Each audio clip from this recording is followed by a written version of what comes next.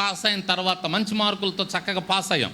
Pass అయిన తర్వాత మా చీరాలకు వాటరే వెళ్ళే దారిలో ఏకేపీ కాలేజ్ ఉంది, ఆంధ్రకేసరి కాలేజ్, జూనియర్ కాలేజ్ అంటారు.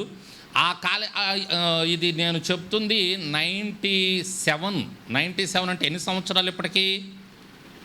97 అంటే ఎన్ని సంవత్సరాలు? 26 సంవత్సరాల క్రితం సంగతి చెప్తున్నా. అప్పుడు గవర్నమెంట్ కాలేజీలు అండ్ ప్రైవేట్ కాలేజీలు చాలా తక్కువ ఉండేవి, చాలా తక్కువ. అయినా కూడా చాలా ఫీజులు ఎక్కువ కట్టాలి. కాబట్టి మాలాంటి మిడిల్ క్లాస్ వాళ్ళు లేక తక్కువ తరగతి వాళ్ళు ఏం చేసేవాళ్ళంటే ఈ గవర్నమెంట్ కాలేజీల్లోనే చేరేవాళ్ళు. ఆంధ్రకేసరి కాలేజీలో చేరాను. ఆంధ్రకేసరి కాలేజీలో నేను చేరిన తర్వాత 2 నెలల తర్వాత అసలు నేను 10th క్లాస్ వరకు ఉన్న పరిస్థితి వేరుకుంది, కాలేజీలో పరిస్థితి వేరుకుంది. ఎందుకంటే 10th క్లాస్ వరకు మా మాస్టర్ గారు, రే ఏం చదివావు నువ్వు, చదివావా అప్పచెప్పు అనేవాడు. అన్ని చేతులు కట్టుకొని అప్పచెప్పేవాళ్ళం. ఏదన్నా మరిచిపోతే ఒక్కటేసేవాడు. ఇలా ఉండేది 10th క్లాస్ వరకు. కాలేజీలో పరిస్థితి అలా లేదు. ఆశ్చర్యం వేసేది నాకు. వచ్చేవాడు వస్తాడు, రాసుకుంటే రాసుకుంటాడు, వెళ్తే వెళ్తాడు, అంతే. అసలు మాస్టర్స్ పట్టించుకునే వాళ్ళు కాదు. వచ్చామా, రే బోర్డు మీద రాసుకోండి, మేము రాసుకోవటమే. రాసుకున్న తర్వాత ఓకే పీరియడ్ గంట మోగ్గానే రే చదువుకోండి రా అని చెప్పి మాకు అప్పచెప్పాలని కానీ మరలా రాయాలని కానీ ఉండేది కాదండి అసలు. ఇక అలా అలవాటు అయిపోయేటప్పటికే చాలామంది కాలేజీ లైఫ్ని నిర్లక్ష్యం చేస్తారు, ఎక్స్ట్రాలు చేస్తారు.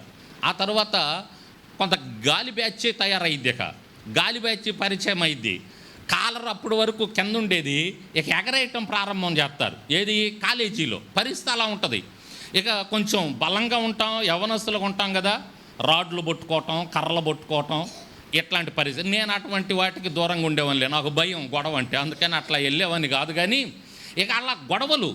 మా ప్రిన్సిపల్ గారు ఒకరోజు ఇంగ్లీషు, మా ప్రిన్సిపల్ గారు ఇంగ్లీషు కూడా వస్తారనమాట మా కాలేజీకి. ఆయన ఇంగ్లీష్ కాదండి, కామర్స్కి వచ్చేవాడు. సిఈసి గ్రూప్ నాది. కామర్సు, ఎకనామిక్స్, సివిక్స్ ఉంటుంది సిఈసిలో. తెలుసా? ఏమోలే, చదువుకున్న వాళ్ళకి తెలిసింది. ఈ కామర్స్కి వచ్చేవాడు మా ప్రిన్సిపల్ గారే, ఆ సబ్జెక్ట్కి వచ్చేవాడు. మా ప్రిన్సిపల్ గారేనండి ఒకసారి అసలు మామూలుగా మాస్టర్స్గా ఉన్నవాళ్ళు చెప్పామా వెళ్ళిపోయామా అన్నట్టు ఉండాలి కాలేజీలో. ఇతను కొంచెం ఒక విద్యార్థిని ఎక్స్ట్రాలుగా మాట్లాడాడు. అతను అక్కడ ఎస్సీకి సంబంధించిన వ్యక్తి అనమాట.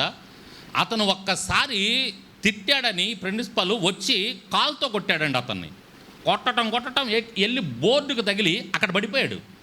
పెద్ద గొడవ అయిపోయింది. ఇక వాళ్ళు రావటం వెంటనే ఆ స్టూడెంట్ని పోలీసులకు అప్పచెప్పి కొట్టి డీబార్ చేసేసారు. అసలు కాలేజీలో నుంచి బయటకు పంపించారు, చదవటానికి లేదని చెప్పి. అలా జరిగింది. ఆ తర్వాత కాలేజీలో అలా ఉంటుంది. ఇవన్నీ మా కళ్ళ ముందు చూసేవాళ్ళం. ఆ తర్వాత ఇక్కడేమో 4 పీరియడ్లు జరిగితే 10th క్లాస్లో ప్రతి పీరియడ్కి కూడా ప్రజెంట్ వేసేవాళ్ళు, మాస్టర్లు చూసేవాళ్ళు, ఎవరు వచ్చారు ఎవరు రాలేదు, రే చిన్న లేకపోతే చిన్న ఏడురా అనేవాళ్ళు. కాలేజీలో అలా ఉండేది కాదు. మొట్టమొదట చిన్న ప్రజెంట్ సార్ పీరియడ్ పడేది, ప్రజెంట్ పడేది. నెక్స్ట్ పీరియడ్ ఇక 4 పీరియడ్లు ప్రజెంట్ వేయరు, మళ్ళీ ఈవినింగే వేసేది. అంటే కాలేజీకి వచ్చినట్టే లెక్క. మొట్టమొదటి ప్రజెంటు పడగానే ఒక అరగంట అట్టట్టు ఉండేవాళ్ళం. కాలేజీలో వెనక గేటు నుంచి అలా వెళ్ళి అలా వెనక నుంచి గోడ దూకి వాటర్ వెళ్ళిపోయేవాళ్ళం. మాకు వాటరే 6 కిలోమీటర్ల సముద్రం, అక్కడికి వెళ్ళిపోయేవాళ్ళం అనమాట. ఎవరన్నా యవ్వనస్తులు ఉంటే దయచేసి అలా చేయబాకండి. నేను సహజంగా మా పిల్లల ముందు ఈ సాక్ష్యం చెబితే మా ఊడు మా నాన్న ఇలా చేసేవాడా అనుకుంటాడని హెచ్చరిస్తానే చెప్తూ ఉంటా. ఇది మంచిది కాదు నాయన, అలా చేశాం కాబట్టి ఇలా దేవుని కోపాన్ని చూస్తాము, అలా చేయొద్దని చెబుతూ ఉంటా. యవనస్తులు కూడా అదే చెప్పేది. అయ్యో పాస్ గారు అలా చేస్తే మనం కూడా తిరగొచ్చులే అని అనుకోకూడదు. దీని ద్వారా చాలా కష్ట నష్టాలు కొని తెచ్చుకున్నాం మేము. వాటర్ వెళ్ళిపోయేవాళ్ళం. వాటర్ వెళ్ళిపోయిన తర్వాత వాటరేవులో మునిగే వాళ్ళం, సాయంత్రానికి ఇంటికి వచ్చేవాళ్ళం తెలియనట్టుగా.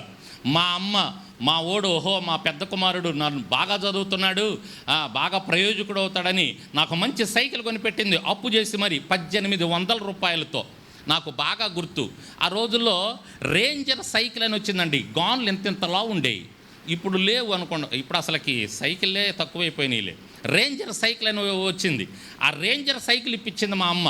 ఈ రేంజర్ సైకిల్ మీద ఇక ఫ్రెండ్స్ని ఎక్కించుకునేది, గాలి తిరుగులన్నీ తిరిగేవాడిని. 10th క్లాస్ వరకు ఎంత మంచిగా ఉన్నానో ఇంటర్కి రాగానే అలా చెడిపోయానండి. 6 నెలలకే భ్రష్టు పట్టా. ఆ తరువాత ఇంకొక మలుపు ఏంటంటే, నాకు ఒక స్నేహితుడు పరిచయం అయ్యాడు. ఆ స్నేహితుడి ద్వారా మొట్టమొదటిసారి సినిమా థియేటర్కి వెళ్ళా. అప్పటి వరకు మనకి సినిమాలంటే పెద్దగా తెలియదు. ఎప్పుడూ తల్లి చాటు తండ్రి చాటు బిడ్డలం ప్రార్థన ఇలా ఉండేది. సినిమా థియేటర్కి వెళ్ళిన తర్వాత ఇక నా లైఫ్ వేరే టర్న్ అయిపోయిందండి, వేరే విధానంలో. సినిమాల మీద ప్రేమ పెరిగిపోయింది నాకు. నేను మామూలుగా సినిమాని మీరు ఎలా చూస్తారంటే, సినిమా లోపలికి వెళ్ళిపోయి ఆ స్టోరీలో మునిగిపోతారు. నేను అలా చూసేవాని కాదు. పల్లెటూళ్ళలో మరీ ఎంత లోతుకి వెళ్ళిపోతారంటే అసలు వాళ్ళకి అర్థం కాదు. థియేటర్లో కూడా మాట్లాడేస్తాడు, ఒరే ఒరే ఒరే వెనక నుంచి వస్తాడరా, కొడతాడరా, చూడరా అంటారు. అంటే వాళ్ళు అంతా లీనమైపోయేవాళ్ళు సినిమాల్లో. నేను నవ్వుకునే వాళ్ళని చూసి, అది యాక్టింగ్, అది కెమెరా ముందు వాళ్ళు నటిస్తున్నారు. వీళ్ళేమో అలా లీనమైపోయి సినిమాలతో. నేను అలా చూసేవాడిని కాదు. కెమెరా ఎటు నుంచి పెడుతున్నారు, లైటింగు ఎటు నుంచి పెట్టాడు, నెత్తి మీదకి లైటింగ్ ఎలా వచ్చింది, ఎన్ని లైట్లు పెట్టారు, ఇలా పరిశీలన చేసేవానండి. ఒక గదిలో షూటింగ్ జరుగుతుంటే కెమెరా ఎలా పైకి లేచింది, కెమెరా ఎలా కిందకి దిగింది, ఇవన్నీ పరిశీలించేవాడిని. ఒక సినిమా అయితే దగ్గరగా 15 సార్లు చూశాను. 15 సార్లు కూడా ఒక షాట్ నాకు అర్థం కాల. ఆ సినిమాలో అసలు ఈ షాట్ ఇలా ఎలా పెట్టారు, ఈ కెమెరా ఎలా పెట్టారు, ఇదే ఆలోచనతో ఆ సినిమాను 15 సార్లు చూసాం, నేను నా స్నేహితుడు అనమాట. అలా ఇక నేను ఎలా అయిపోయానంటే, ఒక రకంగా ఇక సినిమా మేకింగ్ అనమాట. నేనే ఇంటికి వచ్చేసి మా తమ్ముడిని పిలిచి, వాని రే నేను ఇప్పుడు నిన్ను గుద్దుతా, నువ్వు పడాలి అనేవాడిని. మా తమ్ముడు నాకు బాగా సపోర్ట్ చేస్తాడనమాట. సరే అన్న అనేవాడు. నేను డిష్ మనంగానే వాడు అని అలా మంచం మీద పడేవాడు. అలా ఒకరోజు మంచం విరిగి మా అమ్మ చేత తన్నులు తిన్నాం ఇద్దరం. దేవునికి స్తోత్రం, హల్లెలూయా. అలా మా అన్నదమ్ములం ఇక ఇంట్లోనే సినిమా అనమాట. మీకు తెలుసా, ఒక తెర్రగుడ్డ తీసుకొని కానీ సూర్యునికి కానీ పెట్టి మనం కానీ యువతలు ఉంటే అవతల కనపడతా ఉంటాం. ఐడియా ఉందా మీకు? ఒక సినిమా మాదిరిగా అనమాట. అంటే ఒక ఆకారం కనపడుతుంటుంది. అలా ఒక తెరగుడ్డ కట్టేవాళ్ళం, అటు ఇటు ఒక 2 పుల్లలు పెట్టి తెరగుడ్డ కట్టి నేను యువతల నటిస్తూ ఉండేవాడిని, వాడు అవతల చూస్తూ ఉండేవాడు. అన్నా ఎలా అన్నా అలా అన్నా అని చెబుతుండేవాడు వాడు నాకు. నేను ఇటు నటిస్తూ ఉండేవాడిని. ఇలా తెరగుడ్డలు పెట్టి నటించేవాళ్ళం. ఇలా ఆటోమేటిక్గా నాలోకి ఏమొచ్చేసిందంటే నటన అనేది, ఆ తర్వాత సినిమా ఎలా తీస్తున్నారు, డైరెక్షన్ డిపార్ట్మెంటు, అటు విశేషాలు ఏంటి, సినిమాలు పేపర్లు తీసుకోవటం, ఆ పేపర్లు చూడటం.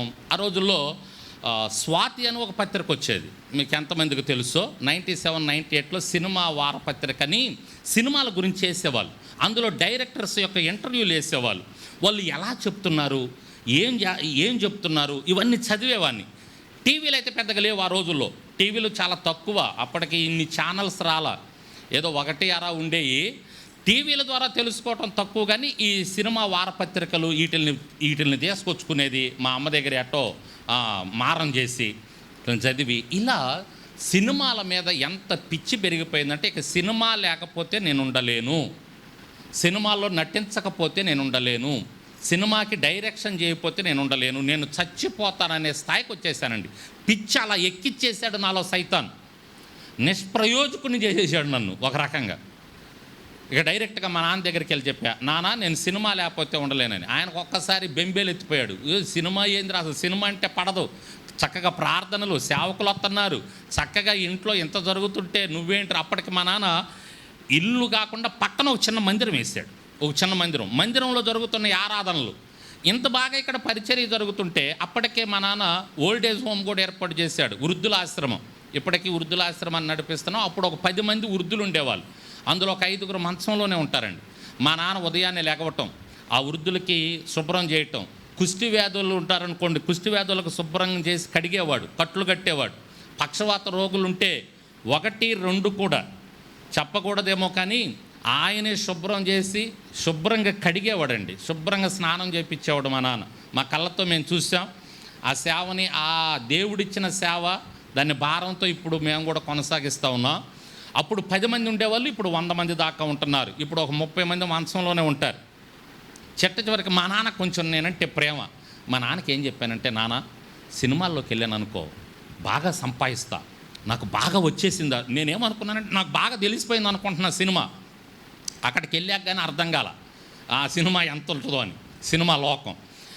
నాకు సినిమా మొత్తం వచ్చేసింది నాన్న, నేను ఎల్లకానే డైరెక్షన్ చేసేస్తా, డబ్బులు సంపాదిస్తా, చక్కగా నువ్వు వాళ్ళ ఇళ్ళకి అడగాల్సిన అవసరంలా, ఆశ్రమానికి నేనే ఇస్తా కొన్ని లక్షల రూపాయలు, ఏం ఇబ్బంది లేదు, బాగా జరిగిద్ది అని చెప్పా.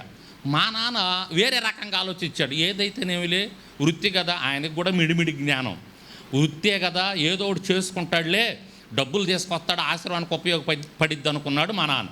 సరే నాయన అని చెప్పేసి అప్పుడు మా నాన్నకి తెలిసిన ఒక ఫ్రెండు, మా చీరాలకి 6 కిలోమీటర్ల దూరంలో కారంచేడు అనే ఊరు, ఎంతమందికి తెలుసో కారంచేడు, ఎవరైనా తెలిసాడా? కారంచేడు, మీరు వచ్చి ఉండరేమో. కారంచేడు రామానాయుడు ఊరు, వెంకటేష్ గారు రామానాయుడు కొడుకు. ఎస్, అది మాకు దగ్గర, మాకు చాలా, మేము సైకిల్ మీద వెళ్ళిపోవచ్చు అక్కడికి, 5-6 కిలోమీటర్ల దూరం అంతే. ఎస్, అక్కడ గొడవలు జరిగినాయిలేండి అప్పుడు. Very good. ఆ వెంకటేష్ గారి ఊరు అది అనమాట, సినిమా హీరో వెంకటేష్. ఆ రామానాయుడు గారికి తెలిసిన ఆయన మా నాన్నకు కొంచెం తెలుసు, పరిచయం. ఆయన్ని పట్టుకొని రామానాయుడు స్టూడియోలో కలర్ ల్యాబ్లో నన్ను ఒక పనికి కుదిరిచ్చాడు. అలా ముందు అక్కడికి వెళ్ళాను అనమాట. అది నాచారం దగ్గర ఉండేది. అది నాచారం అప్పుడు ఇండస్ట్రియల్ ఏరియా ఉండేది. హైదరాబాద్ ఎంతమందికి తెలుసో, తార్నాక దాటాక నాచారం ఉండేదన్నమాట, లోపలికి ఉండేది. ఆ నాచారం కలర్ ల్యాబ్లో రామానాయుడు ఈ ప్రింటింగ్, ఆయన సినిమాలన్నిటికీ ప్రింటింగ్ అక్కడ జరిగేది, మిషన్స్. ఆ మిషన్స్ దగ్గర పనికి వెళ్ళానండి.